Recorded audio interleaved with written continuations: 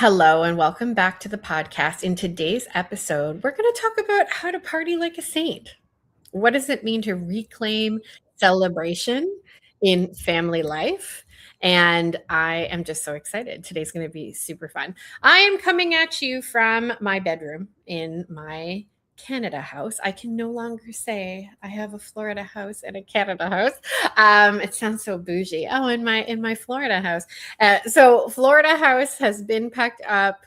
We have my current house has gotten quite the glow up. So we've taken all the furniture, most of the furniture, anything we didn't sell or choose to leave behind has come back up here. And so I basically have two houses. So it's been a very interesting thing to kind of figure out how to mash it all up here. But it's also been really fun. If I'm being very honest with you, this is feeling like a very fun chapter. And we're going to talk about more fun, what it looks like to celebrate, what it looks like to party like a saint in today's episode. But before we do that, I want to share with you something that I am very, very, very excited about. And that is the Dynamic Women of Faith Conference. This is a conference that I have spoken at. This is a conference that has very much touched my life. And it's touched my life, I think, because mainly the people who come to this conference, not just the speakers, but the quality of women who are sitting there in the room. And, for so many years during our COVID times, we were apart. And now I'm like, it's time to party. Like more and more and more, any opportunity that we can gather and be with each other, it just is different. It's wonderful. And I want to make a very special invitation in the spirit of being together. I've been at this work, 10 plus years, living my life on the internet, so to speak, sharing parts of myself, sharing my story, and, inviting you into parts of my life here via the World Wide Web. What's been incredible is some incredible actual in real life friendships have occurred, have, blossomed. I am dear friends with women that I've met on the internet, and it's just so fun. And so I want to extend that invitation to you. If you would like to come and sit with me at my table, I am hosting a table at the Dynamic Women of Faith Conference. This is happening in March, and it's happening in Toronto. And so if you can make your way out here to Canada, good old Canada, come on over March 21st. It is in the west end of the city. It's very close to the airport. So if you want to make the flight, you hop on a very short, it's a very short drive from the airport. Sit with me at my table, listen to the other incredible speakers. Jeanette Benkovic, I listened to her story, I want to say for the very first time at a Steubenville conference live, if my memory serves. And then I went on to, listen to her for, she's lived her life on television quite a bit. I am very excited to meet her. There are some other incredible dynamic speakers. The vendors are always such high quality at this event. Like, you really can go and fill your Easter baskets, for example. This is happening right before Easter, if I'm not mistaken. You can, purchase things to fill Easter baskets for kids. But again, the emphasis, the invitation is you get to be with friends in person. And that is just so important, so essential. And so I want to invite you to grab your ticket. You go to dynamicwomenfaith.com. That's dynamicwomenfaith.com. And you can click on the button there to grab your ticket. And then all you have to do is send me your proof of purchase, and then you will be at my table. Okay, so go to dynamicwomenfaith.com. Send me your proof of purchase. I'm going to save you a spot at my table. We can hang out. We can eat lunch together.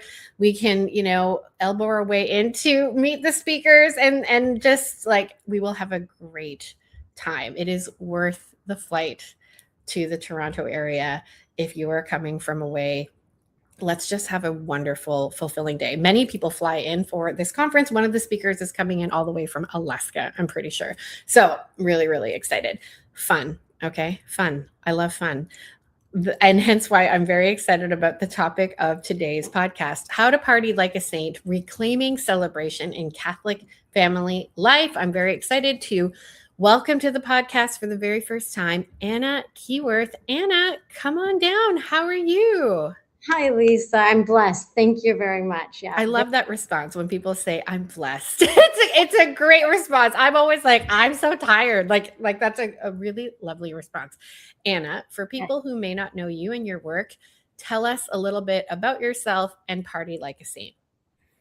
Party like a saint. Let's see. I'm Anna. I have 4 children. I homeschool my children, and we live in Northern California.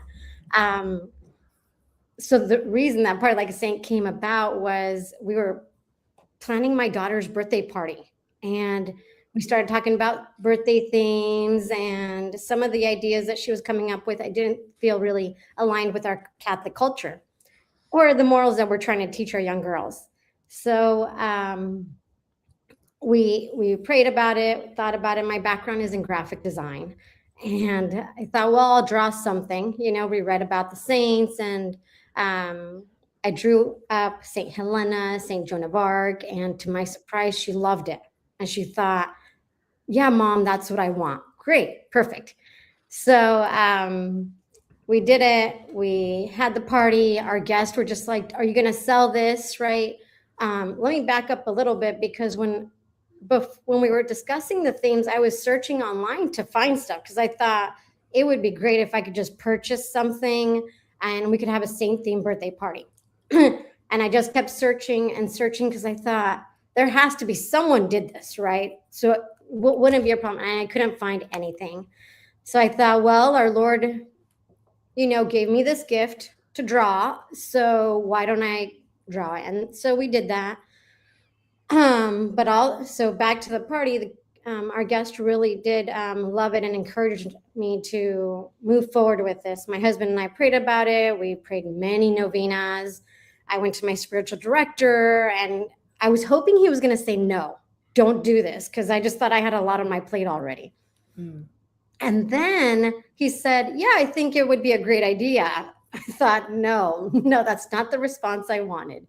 Anyway, so then I thought, well, to really make sure that our Lord is calling you to this, I should go to confession and ask that priest as well, right? Oh my gosh. So I went to confession, and this priest did not know me, and he also encouraged me. And I thought, okay. Oh my gosh. I love it. I hear what you're calling me to do, and reluctantly, and I'm so glad that I listened, right? Because he has the best plans. He knows what you're called to. So 100%. Oh my goodness. I'm going to share my screen for those of you who are listening to this in audio form. I want to encourage you to go to the Party Like a Saint website. That's partylikeasaint.com. And for those of you who are watching over here on YouTube, I'm just going to share a little bit, because they're just so much fun. Tired of settling for generic parties? Our Be a Saint party bundles make it easy to throw a joyful, meaningful, and Catholic birthday without the stress. So you've got party supplies. You can shop by saint. Oh my gosh, I didn't look at this earlier. Oh my gosh, there's about 20 or so different saints that you can shop by. You can shop by occasion. And when I was on here earlier looking, there was something that caught my attention, and it was I just pin the halo on the saint. You can grab cake toppers. You've got, birthday decorations. Let's take a look over here. So you've got things like banners. You've got things like, decor that you can put on your food table. Everything has got, a very, I don't want to call it too modern, because it's not accurate, but it is, of course, because it's graphic design. So it's a two-dimensional type of, design, but like this. So it does have that a little bit of a modern leaning, but they feel like the saints, like they're done extremely tastefully. They're so cute. I love this one here.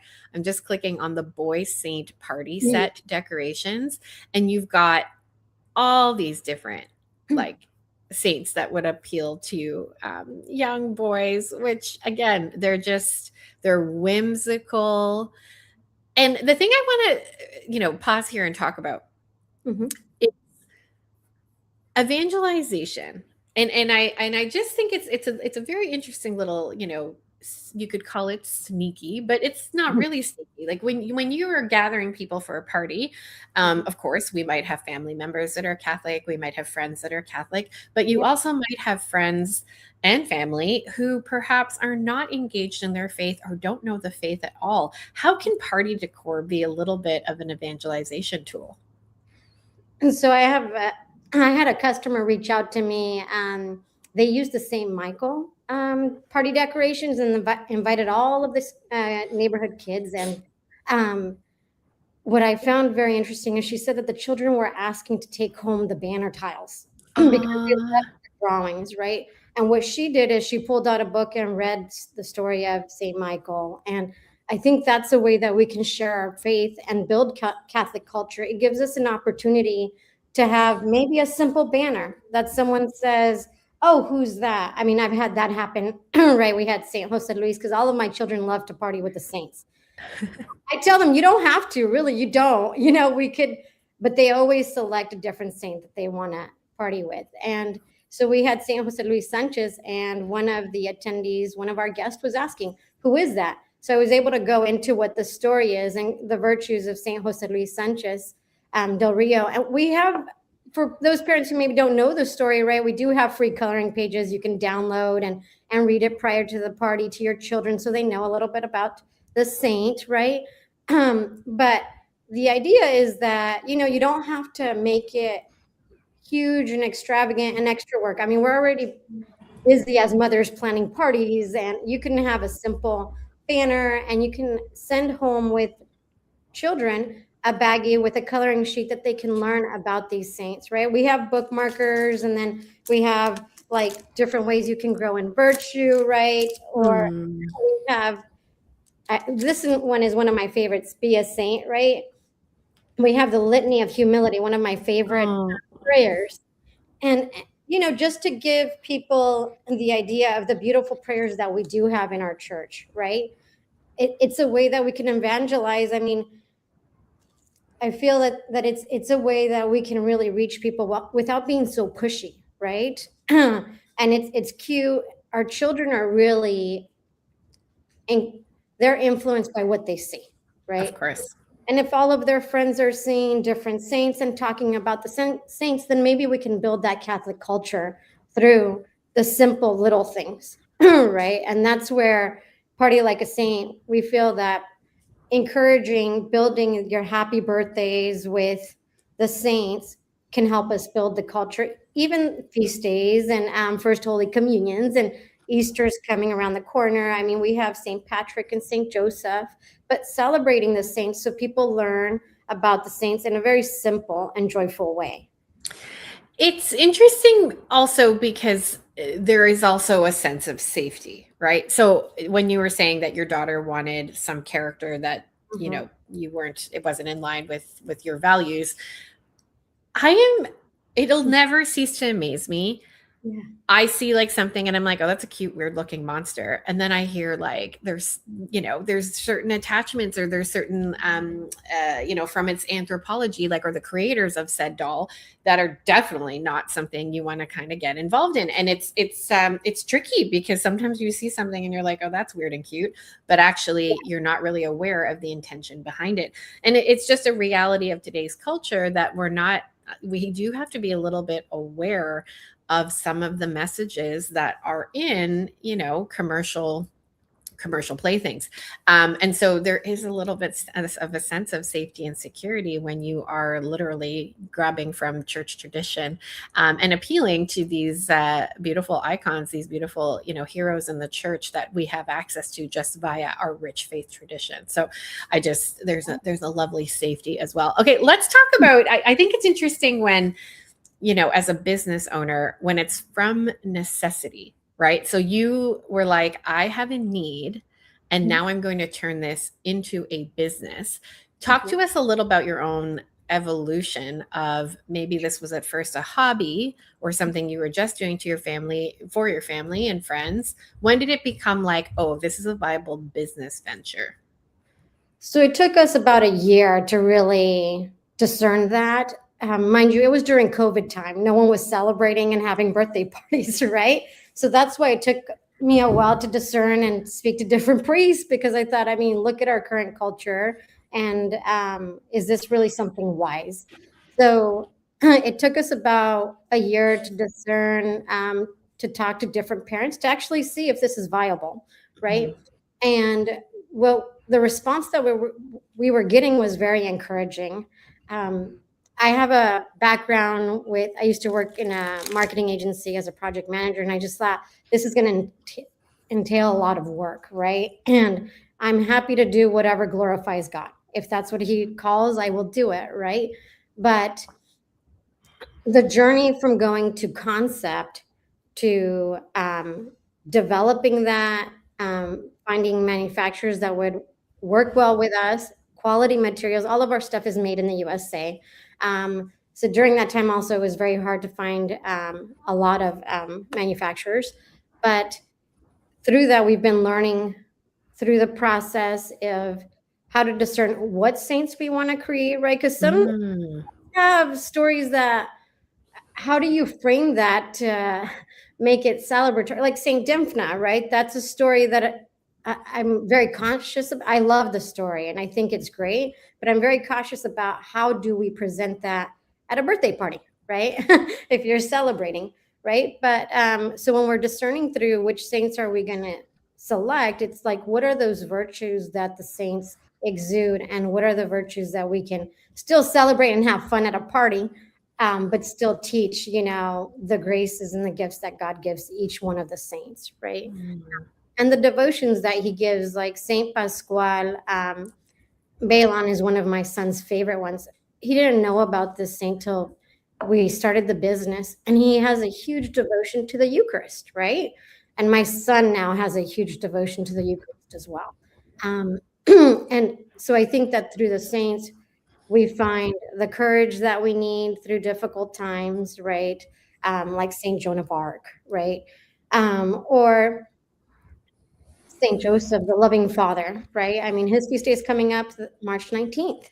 And it's those different stories that we learn from the saints to have that conversation with our guests, but also with our children, right? About what are they teaching us? Like you said previously, right? I mean, some of the things that um, commercially are out there have different meaning, right? So how do we build our Catholic culture at home? It's interesting how much. Okay, so I was an interior designer Yeah. for 10, 15 years, right?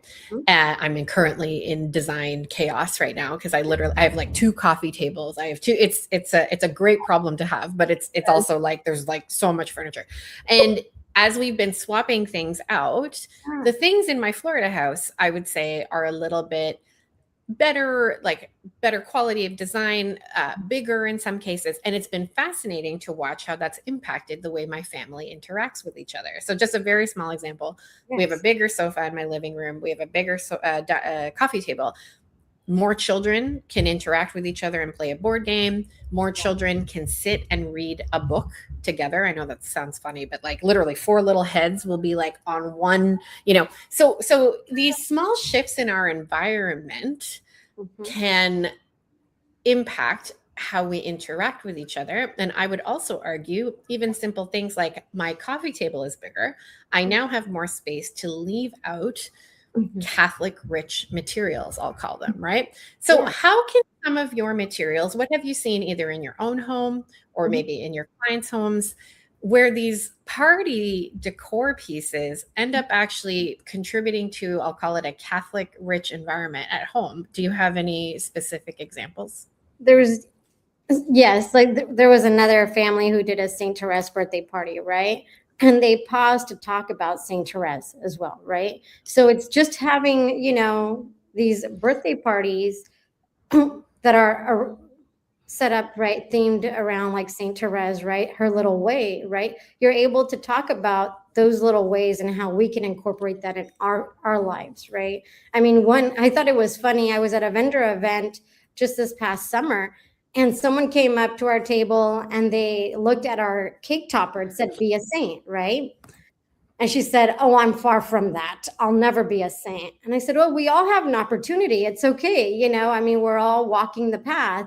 And she stopped and we had a beautiful conversation about it. But it's those simple ways. I mean, we have totes also that we sell. And I went to the grocery store with my tote and it says "Be a saint." And they kind of looked and chuckled, right? And I said, we're called to be saints, right? And that's what these little gifts do, right? It's these opportunities to have the conversations. There's different messaging everywhere, right? And we want to incorporate positive messaging that our Lord gives us. Like we have color changing pencils that are very popular. And the messaging is, be a saint. Holiness is not for wimps. Remember, heaven is the goal, right? Oh, Um, I love it. we want messaging to infiltrate our homes, right? Just like you were saying on your coffee table, right? It's these little reminders to turn to Christ, right? And to truly think about it, right? Yeah. Versus different messages that we're seeing now in the world today, right? Where it's a countercultural. So I think we have to be more intentional about how we party. I, And I I love this. Holiness is not for wimps. Like, oh, it's so good. Okay, so I do want to talk about joy in just a minute, but yeah, something you said made me think of something else. yeah. And that, okay, this is such a random example, and forgive me, people, that I'm bringing this up, but this whole 6-7, okay, like, do you know what I'm talking about? No.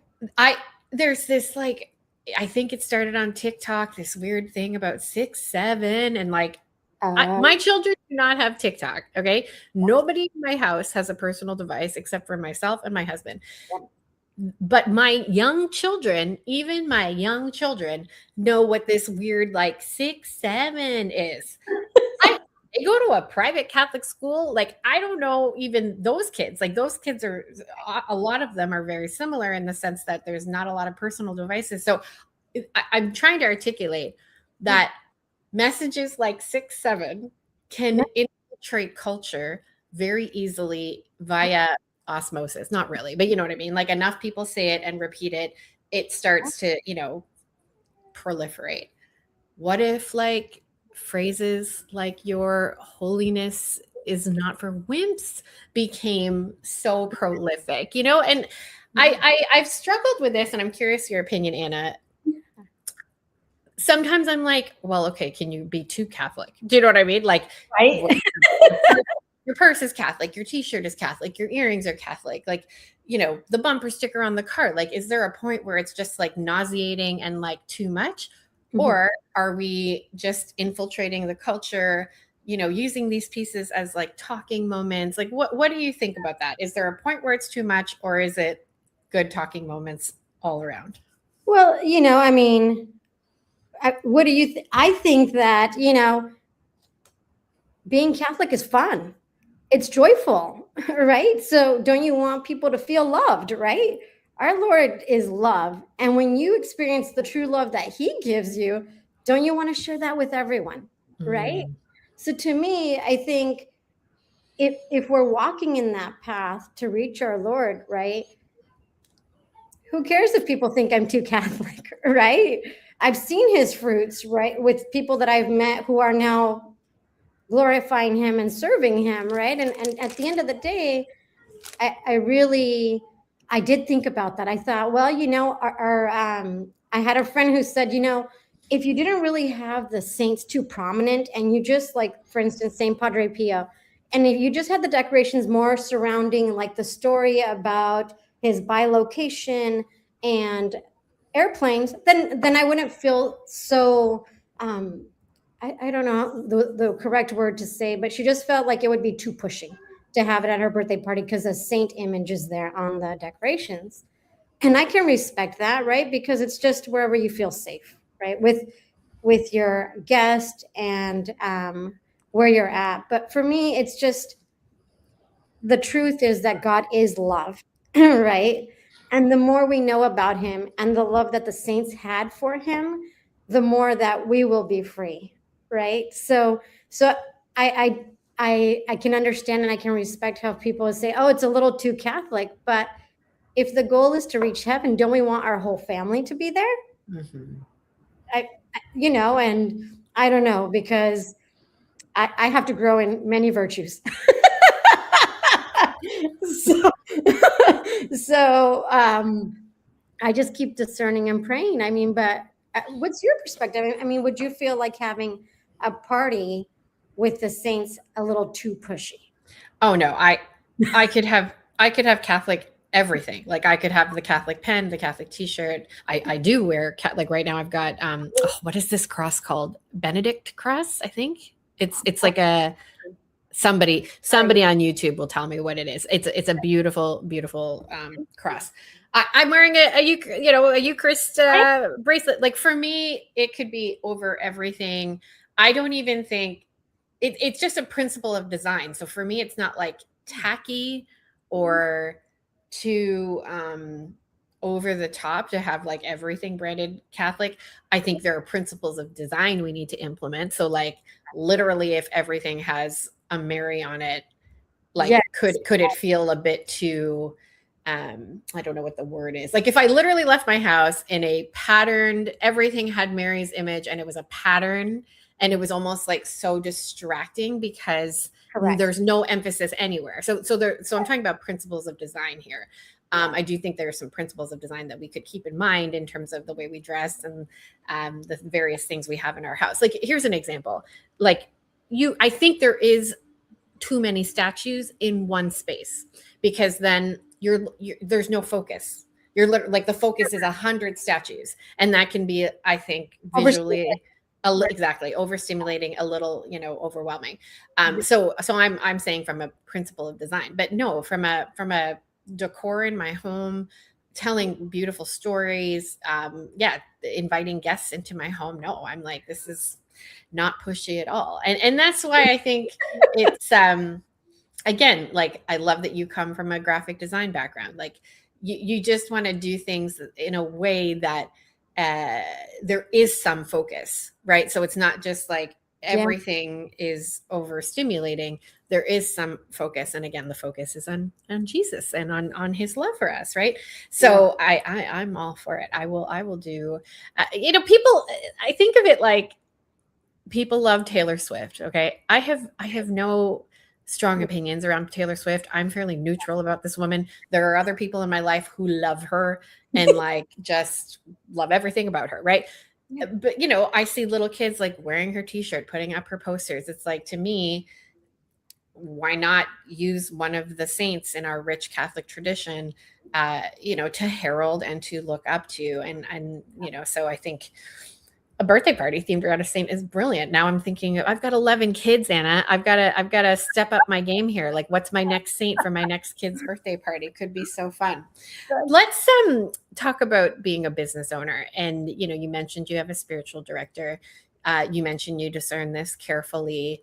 How do you know when you're supposed to move forward? Like, I'm asking you this personally. Mhm. How do you know when you're supposed to move forward on something in spite of challenges Mhm. versus this is challenging, perhaps we need to take a pivot or reevaluate? So what do you do personally Mhm.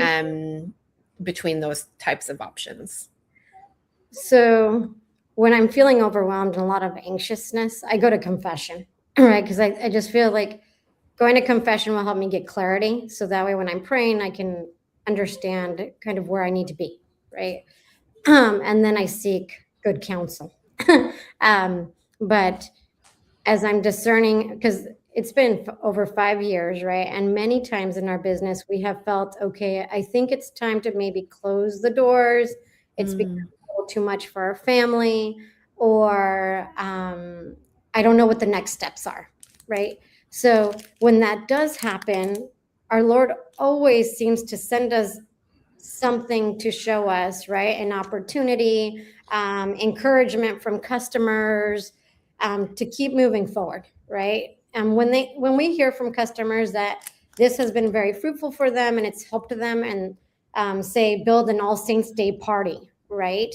That they don't have to search wherever, right? They can get all of their party decors and all of their saints products and build that Catholic culture at their parish or their school. I really feel grateful to have this opportunity, right? Aw. Our Lord says, "Here, I need you to move forward with this."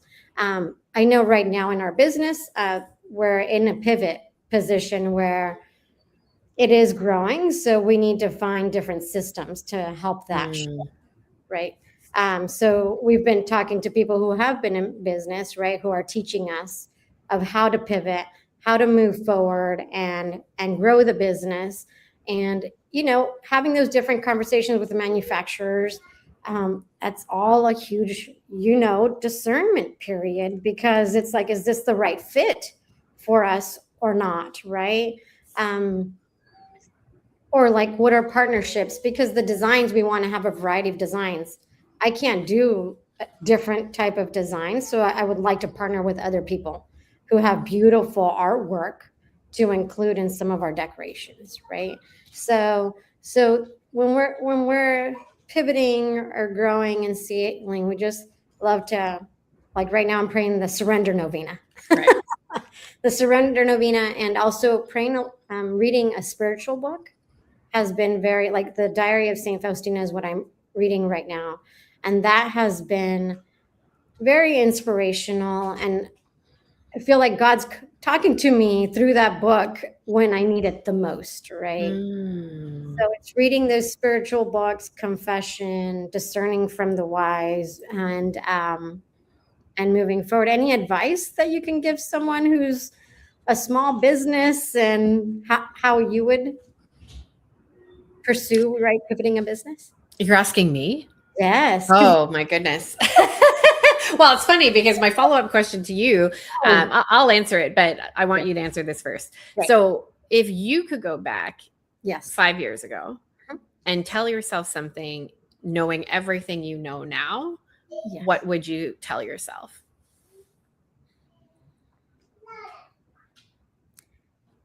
I would tell myself to not be worried about the slow times. Those are Mm. opportunities to settle in, to analyze the business, and to look where you should pivot, right? Mm. There was times where it was very slow, and I thought, "Why are we doing this?" You know? And I would say at this point, I would just say those are great gifts from God to stop and discern well and say, okay, this is, let me see where Mhm. to go. Pray about Mm. it. Yeah. So good. Well, I'll answer your question. For me, what I think is most important for a business owner to know Mhm. is to truly just trust God with everything. Mhm. And that can sound like, oh, that's like such a spiritual cop out answer, or like it can sound like a big blanket answer. And it is in some ways. We should trust God with everything. Yeah. But very specifically for a business owner, and we've touched on it in this conversation a little bit, is that I think my observation is sometimes that people can confuse hard times or slow times, like you just mentioned, with it's not working. Yes. And that can be true in the sense that, okay, well, maybe your marketing's not working, or maybe you literally have a broken button on your website. And so it's not working in the sense that people can't actually buy, right? So there are elements that one can examine that aren't working.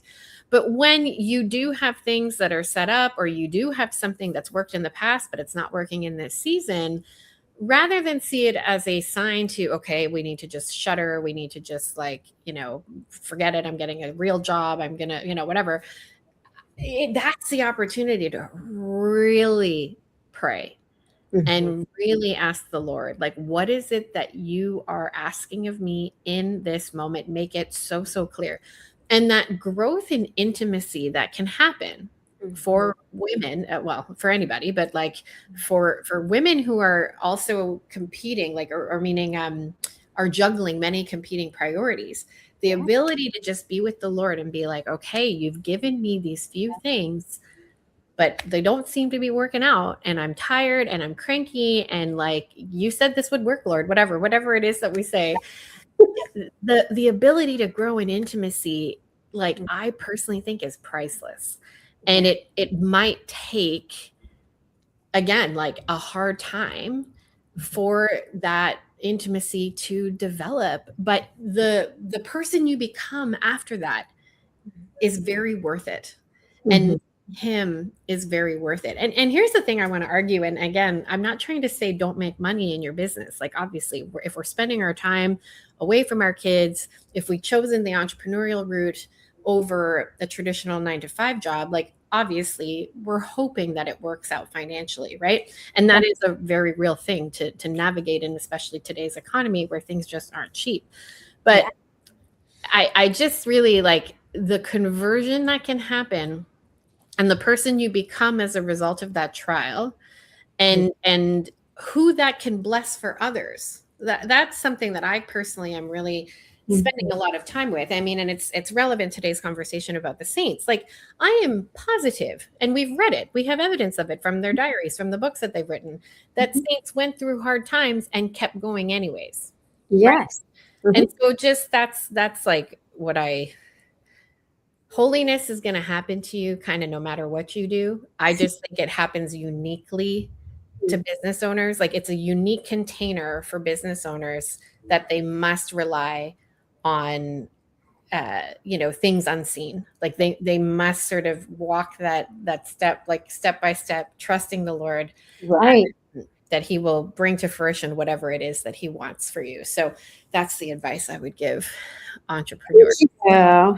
That's beautiful. It's challenging. I don't know. Like, again, entrepreneurship is not for the faint of heart. It requires enormous trust and enormous faith, but I just think the dividends of that are far more than financial. Like, there are incredible dividends paid out that way. I could Mhm. talk to you all day. This has been such a fun conversation. Is there anything else that you want to share today that you didn't get the chance to say? No, I just want to encourage people to take the leap and party with the saints, you know? Yeah, spread God's love, learn about the saints. I love it. I love it. So everybody go visit partylikeasaint.com. That's partylikeasaint.com, and take a look at the party supplies, totes, t-shirts, all kinds of things to bring joy and